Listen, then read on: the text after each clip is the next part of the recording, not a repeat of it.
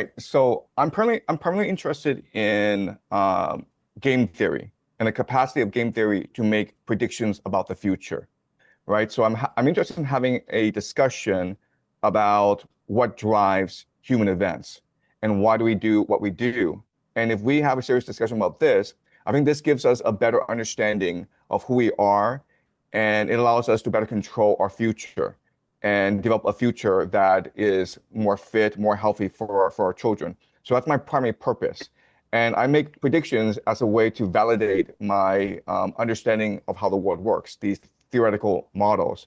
So that's why I'm interested in having these discussions, primarily as a way for myself to doubt and debate my own models and to explore different possibilities.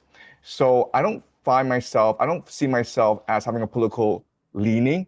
I'm probably libertarian if I were to classify myself. But I can see the perspective of like different sides. I'm completely sympathetic to the viewpoint of people like Ben Shapiro and Mark Levine, even though some people would find their views abhorrent. So, for example, one argument that they would make in private that they could not make in public is an empire in its nature is an evil thing, but an empire brings tremendous status, tremendous prosperity to the people within the imperia.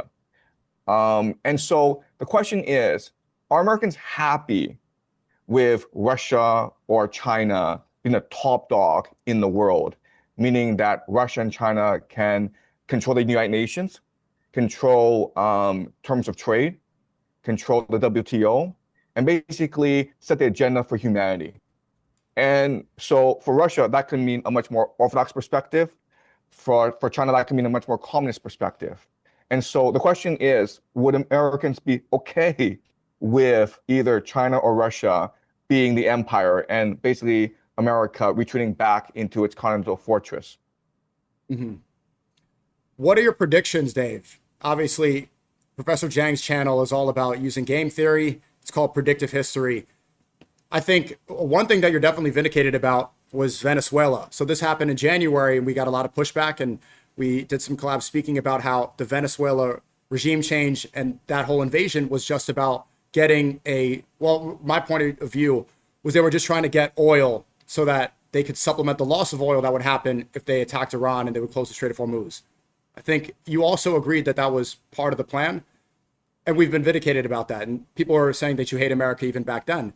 What can we predict going forward because you got a prediction like this correct?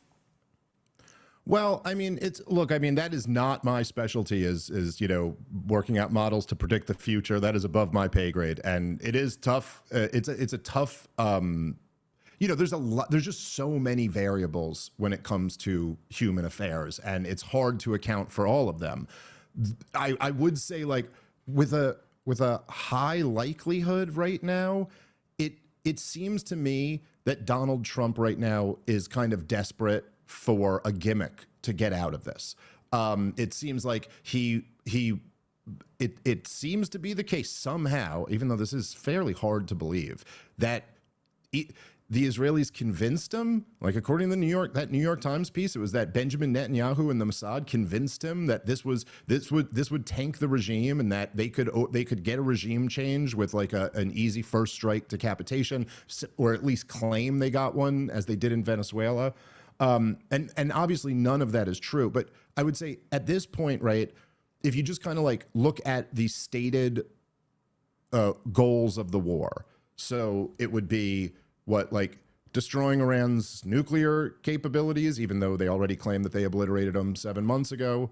It would be now 0% enriched uranium, so recovering the enriched uranium, destroying their intercontinental ballistic missiles, destroying their support for Hezbollah, destroying their ability to shoot protesters or whatever, the 100,000 that they shot in a day or whatever. And now we have a whole new war aim that we didn't have at the beginning of the war, which is getting the Strait of Hormuz opened.